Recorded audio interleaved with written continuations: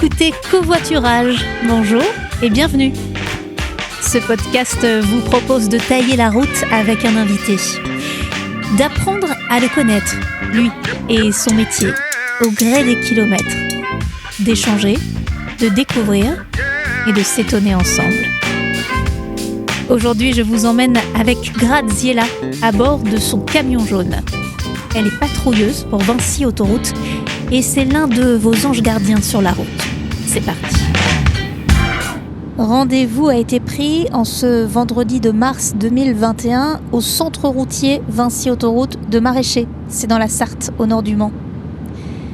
De Graziella, je ne sais pas grand-chose. Cependant, quand j'ai commencé à faire savoir que je souhaitais partir en covoiturage avec un homme ou une femme en jaune, elle s'est aussitôt portée candidate, m'a-t-on dit. J'imagine donc que Graziella a très envie de nous faire découvrir son métier et ça me ravit par avance d'échanger avec elle. Bon, là je suis sur l'A28, c'est une autoroute entre Tours et Abbeville. Il faut que j'emprunte la sortie 21. Beaumont-sur-Sarthe, elle est là. Et juste après le péage, m'y voilà. Je peux partir à la recherche de Graziella.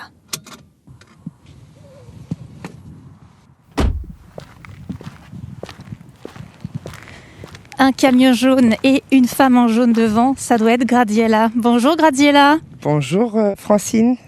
Ravie de vous rencontrer. Je vous remercie de m'accueillir pour la journée, pour découvrir ce métier de femme en jaune. Nous voilà devant un bon camion jaune. Vous êtes toutes en jaune, on ne peut pas vous rater. C'est ça, c'est ce qu'il faut pour être bien vu des personnes. Alors quel est le programme pour cet après-midi ?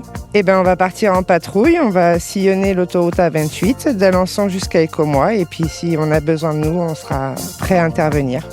Donc là, il est 13h, on part pour combien de temps ? On part pour 8 heures. C'est parti. Je monte dans le camion ? Allez, go.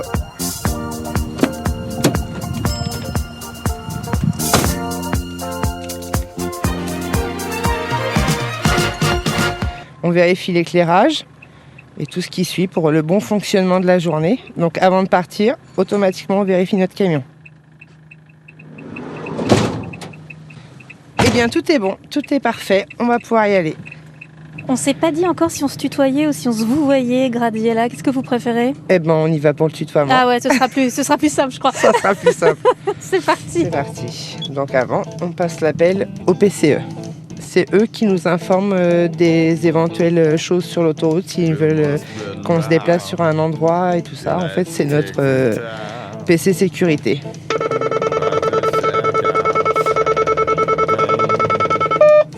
Oui, 732, bonjour Graziella. Bonjour Vincent, Graziella, Francine, départ de Maraîcher pour Ronde Sécu vers Alençon. Ok, bien reçu et bonjour à Francine. Bonjour. Allez, c'est parti.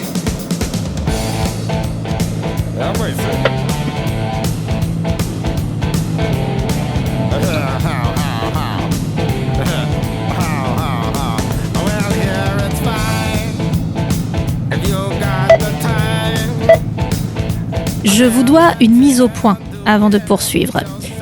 Normalement, ce que je vais vivre aujourd'hui avec Graziella ne devrait pas m'étonner. En tant que journaliste à Radio Vinci Autoroute, je connais le quotidien et les missions des agents routiers. Et j'ai même déjà patrouillé à bord d'un camion jaune. Ça fait partie de la formation de tout nouvel arrivant sur cette antenne. Il n'empêche, au moment de prendre la route avec Graziella, je ne peux pas m'empêcher de me demander ce qui va nous arriver. Allons-nous devoir assister à un automobiliste en panne ? Serons-nous les témoins d'un accident ? Verrons-nous un chevreuil surgir devant nous ? Graziella devra-t-elle aller ramasser un obstacle sur les voies ? J'ai déjà assisté à une telle intervention et ça m'a laissé un souvenir particulièrement marquant.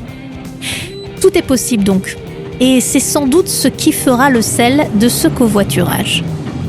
Donc là, on s'engage sur l'autoroute, direction Rouen-Alençon. Ok. Donc c'est un territoire de combien de kilomètres que tu surveilles, toi ? On va dire en gros une centaine de kilomètres.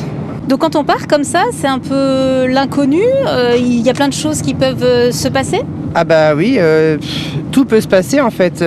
On peut très bien être comme ça et puis d'un seul coup voir un panneau défectueux et donc là on est obligé de s'arrêter et puis on fait attention à tout ce qui est ouvrage, les panneaux, les clients bien sûr et tout ce qui peut gêner à la circulation. Donc il faut avoir les yeux partout. C'est ça. Alors ce camion jaune dans lequel on est installé, il y a donc différents petits écrans devant toi. Quels sont-ils ? Alors j'en ai un, c'est tout ce qui va être alimentation de mes flèches réfléchissantes avec les messages variables. C'est-à-dire que celles qui se dressent sur le camion pour indiquer par exemple aux automobilistes de se rabattre sur une voie. C'est voilà. Ça, ou alors des messages du tel animal errant, ralentir. Et donc ça c'est toi qui écris le petit message qui s'affiche ? Ils sont déjà préécrits, on a juste à enclencher la fonction qu'on veut prendre. D'accord. Après, on a une autre petite console, en fait, c'est notre radio pour pouvoir dialoguer avec notre PC sécurité. Oui. Et de l'autre côté, c'est le smartphone qui met en relation pour nos interventions sur les voies et de là, ça remonte automatiquement au 177 et à autres pour l'évolution, par exemple sur un accident, l'évolution du trafic, si tout est répertorié sur le smartphone. Oui, c'est vrai. Alors moi, je peux l'expliquer. Dans les studios du 177, le journaliste a une interface où il voit l'agent routier progresser en temps réel. Donc si on nous signale un accident, on va voir l'agent routier qui arrive au niveau de l'accident, etc. Vous êtes tracé d'une certaine façon. C'est ça. Et ça permet d'avoir plus d'informations en temps réel et l'intérêt est immense pour l'information des auditeurs. Alors ensuite, derrière moi, il y a une sorte de sas et puis j'imagine plein de choses à l'arrière du camion. Qu'est-ce que tu transportes ? Eh bien, des cônes de signalisation. On a des souffleurs en cas de débris sur les voies. On a tout le matériel nécessaire dans un premier temps pour intervenir en cas d'urgence. C'est-à-dire que vous êtes régulièrement les premiers à intervenir sur un événement, donc il faut sécuriser une zone. C'est ça, il faut sécuriser la zone, que tout le monde soit en sécurité et donc on a le matériel nécessaire pour faire face à cette situation. Tu fais ça depuis combien de temps, Graziella ? 18 mois à peu près. Ah, donc c'est pas si assez neuf ? Ouais, c'est ça, c'est une reconversion professionnelle. Qu'est-ce que tu faisais avant ? J'étais agent de fabrication dans l'industrie automobile. D'accord, donc un petit rapport avec la route quand même. J'ai toujours été, oui, en rapport plus ou moins avec la route et j'ai qu'un remords aujourd'hui, c'est de ne pas avoir fait cette reconversion plus tôt. Ah, c'est vrai ? Ouais, et j'encourage toutes les femmes qui doutent à franchir le pas. Ah tiens, bah alors ça, on va avoir le temps d'en parler et d'en reparler. Pourquoi la reconversion vers ce métier d'agent routier ? Comment tu en as entendu parler ? Comment tu t'es dit, tiens, je vais faire ça ? Eh bien, déjà par les reportages qui ont été passés régulièrement sur des chaînes télévision. Et puis, j'avais entendu parler des patrouilleurs, mais je ne savais pas tellement ce que c'était au départ. Et puis, le fait de porter assistance aux gens, je pense que là, je me suis reconnue et je regrette vraiment pas ma reconversion. Ah, c'est le côté service qui oui, te plaisait. C'est ça, oui, le relationnel au client et puis, oui, plein d'autres choses. Alors comment ça s'est passé ? C'est combien de temps de formation ? On va dire 3 semaines, 3 bonnes semaines et puis ensuite on va sur des formations d'hivernales. Donc là après c'est des protocoles différents. Mais dans l'ensemble pour devenir un agent routier il faut au minimum 15 jours de formation initiale déjà. Ce qui paraît peu finalement, non ? Oui, c'est ça. Et puis après, je pense que ça se fait au niveau du terrain. Tout s'apprend de jour en jour, en fait. C'est une formation continue tout au long de la vie. Oui, c'est ça. Ouais, parce que même des gens où ça fait 10 ans qu'ils sont déjà là, tous les jours, des fois, ils disent on en apprend tous les jours, quoi.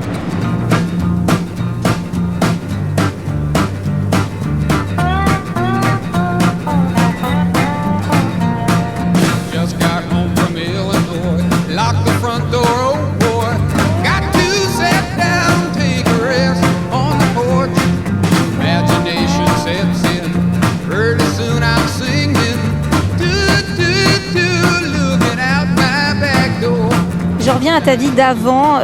Tu travaillais donc dans de l'industrie pour les pièces automobiles. Oui. Aujourd'hui, tu sillonnes la route.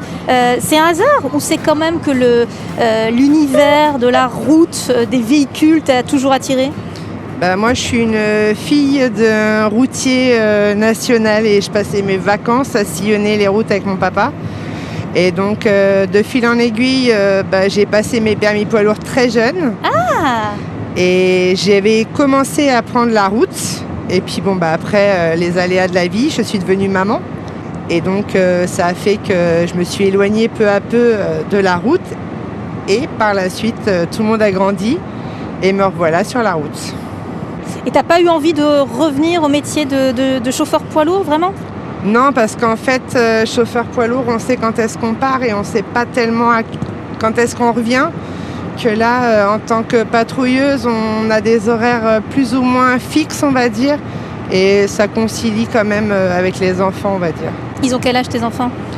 Alors 17, 15, 12 et 9 ans. Tu as 4 enfants ? Oui. Ah oui. Oui, donc ce serait pas simple évidemment si tu devais découcher sans cesse, etc. Oui, donc pour concilier vie de famille et vie professionnelle, faut faire quelques concessions et franchement je regrette en rien du tout ma reconversion. Qu'est-ce qu'ils ont dit tes enfants quand tu es devenue patrouilleuse ? Eh bien, la première chose qui est venue dans les oreilles de ma fille qui me l'a répété et m'a dit « mais ton métier est dangereux ». Et c'est vrai que je lui explique qu'il est dangereux, mais qu'il faut faire attention, quoi. Tout métier est dangereux, j'ai envie de dire. Après, il faut qu'on reste concentré et puis je pense que tout peut très très bien se passer. Mais il faut rester vigilant, concentré à ce qu'on fait et puis ça roule. Ils sont fiers de toi, les enfants ? Oui. Tiens, en écoutant Graziella, je me demande si ses propres enfants ont une idée vraiment précise de ce que représente le travail de leur mère. Du nombre de tâches qu'elle effectue au quotidien, de l'implication qui est la sienne. Je serais curieuse de connaître leur réaction après l'écoute de ce podcast. Pour l'instant, nous sommes toujours sur l'A28, en direction d'Alençon, et nous poursuivons notre ronde de surveillance. Donc là, on roule à 90 km/h, c'est la vitesse de croisière pour bien voir tout ce qui se passe sur la route ? C'est ça, s'il y a un danger immédiat, qu'on puisse avoir le temps de freiner et puis le temps de réagir. Regardez toujours la circulation qui est derrière nous, parce que s'il suffit qu'on s'arrête brusquement, ça peut engendrer des difficultés à l'arrière. Donc toujours faire attention au trafic et puis modérer sa vitesse en cas d'obstacle, quoi. Donc l'idée là, si tu ne vois rien par exemple, ça veut dire que tu fais ton tracé, tu fais demi-tour, tu le fais dans l'autre sens, c'est ça l'idée d'une ronde ? Comment ça se passe ? Alors la ronde, oui, c'est ça, on va d'un point A vers un point B et si jamais il n'y a rien, il faut quand même qu'on fasse notre passage. Comme ça, en fait, on est sûr qu'il ne se trouve rien sur ces voies. Et en dehors de ça, après, on a tous les entretiens des aires et gares. Donc ça veut dire que sur notre ronde, on vérifie aussi la qualité du service donné aux clients sur les sanitaires.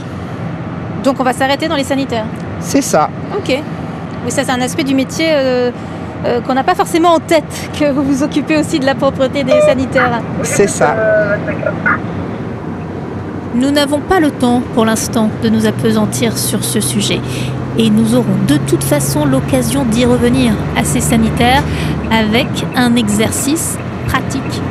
Mais pour l'instant, Graziella s'interrompt, elle décélère et s'arrête sur la bande d'arrêt d'urgence. Alors, qu'est-ce qui se passe ? Il y a des brindilles avec le vent qui s'en vont et ça peut créer une gêne aux clients. Donc, on va aller l'enlever parce que ça peut surprendre un automobiliste. Bon, je t'accompagne pas, c'est trop dangereux, j'ai voilà. pas le droit. Et surtout, le temps que j'interviens, il faudrait que tu te mettes derrière les glissières. Ah ! Bon, j'y vais alors. Donc, je vais me mettre derrière les glissières. À tout de suite. Merci.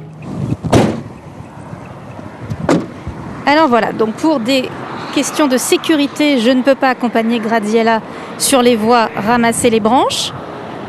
Et je vais me positionner derrière la glissière de sécurité avec mon gilet jaune. Et j'attends que Graziella revienne. Donc Graziella, elle est le long du terre-plein central. Et ça fait assez froid dans le dos de voir ces voitures qui la frôlent. On se sent assez vulnérable depuis le bord des voies. Et là, il y a 2 camions qui sont de front et qui vont vraiment la frôler. Et Graziella, elle les quitte pas des yeux parce qu'on sent qu'elle est pas tranquille.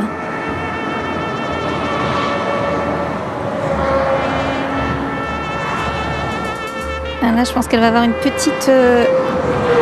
Ça y est, elle traverse. Et elle revient en ne perdant pas des yeux le trafic. C'est-à-dire qu'elle marche en regardant derrière elle ce qui arrive. Et voilà, Graziella de retour dans le camion. Et je vais remonter moi aussi. C'est parti. Bon alors, on a plein de choses à se dire suite à cette intervention. Bon déjà, donc des petits branchages, tu les as remis dans le fossé parce que c'est des branchages, sinon tu ramasses ? Oui, sinon, souvent on a des bouteilles d'urine qui sont le long des TPC. Donc ce qu'il faut savoir, c'est qu'on met notre vie en danger, nous, pour ramasser ce genre d'objets. Et du coup, c'est des choses qu'on ne peut pas rejeter dans la nature. Donc on a des sacs poubelles qui sont à l'arrière du camion. Et puis quand on arrive au centre, et du coup, on vide nos poubelles. Alors là, on sent une petite tension, hein. À juste titre, ça t'agace cette histoire. C'est pas que ça m'agace, c'est que faut quand même qu'on remette les choses dans le contexte. On risque notre vie encore quand on fait tomber quelque chose qui n'est pas sans faire exprès, on va dire. Comme on a souvent des fois des chargements dans les remorques, des canapés qui tombent, ça peut arriver à tout le monde. Mais de là de ramasser des bouteilles d'urine alors que c'est des gestes aux 3/4 qui sont volontaires, on va dire. Oui, ça peut agacer par moment, mais bon, on le fait quand même.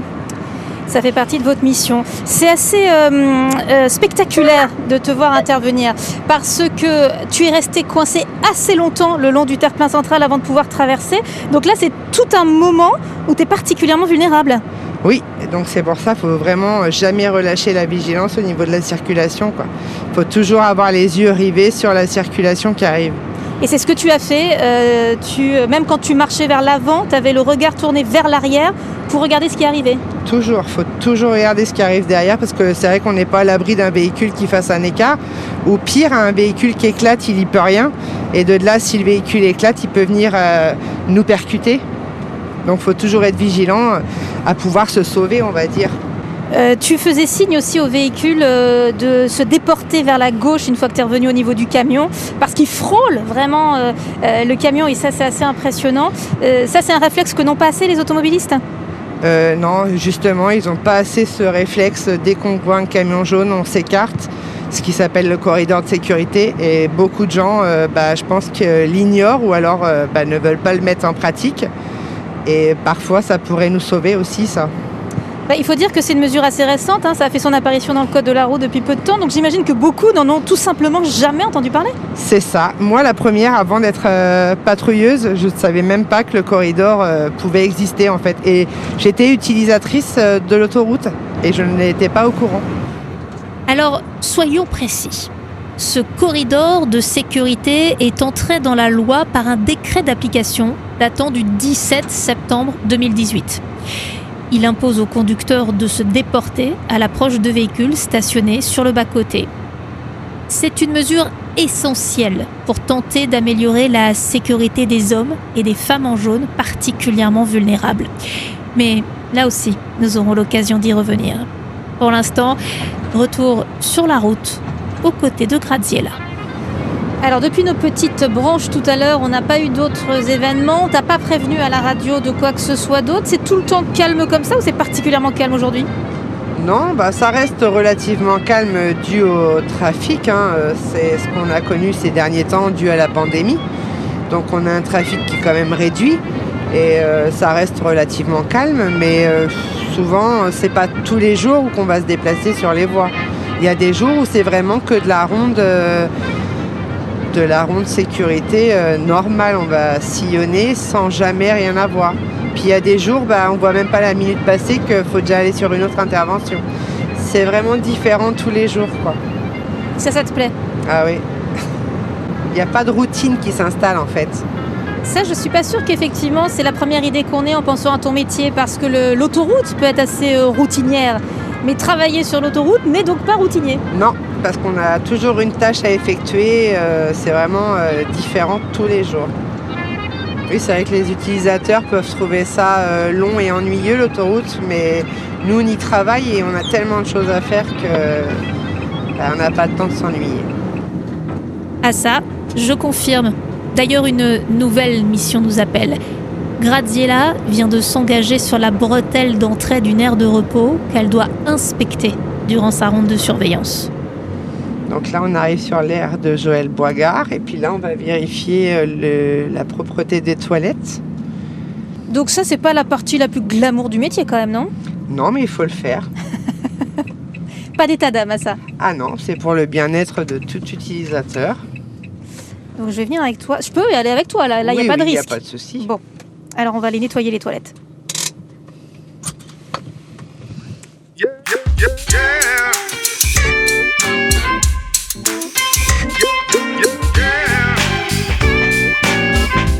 Et voilà, chers auditeurs, je vous vends du rêve pour la suite de ce podcast.